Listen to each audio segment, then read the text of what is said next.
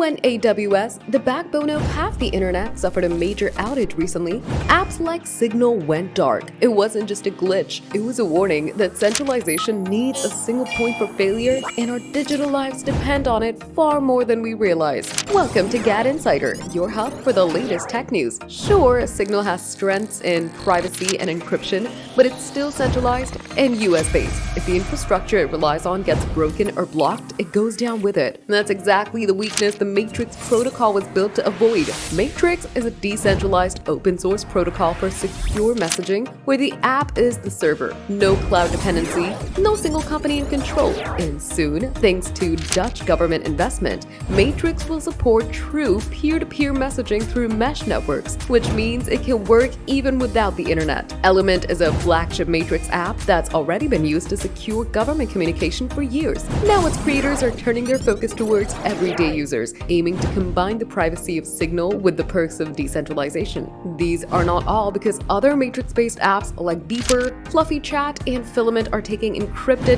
decentralized messaging towards the mainstream. This isn't new, as FireChat and BitChat once gained attention by enabling internet-free communication during protests. Matrix is built on that idea as well, but with far greater scale and security. As Andy Yen, CEO of Proton, points out that the AWS collapse proves one thing: that true privacy and digital independence can't exist on infrastructure owned by big tech. But with Matrix, the future of messaging isn't just secure, it's decentralized, unstoppable, and already here. So, when are you switching? Tell us in the comments, give the video a thumbs up, subscribe to GadInsider, and don't forget to hit the bell icon so you never miss any tech update.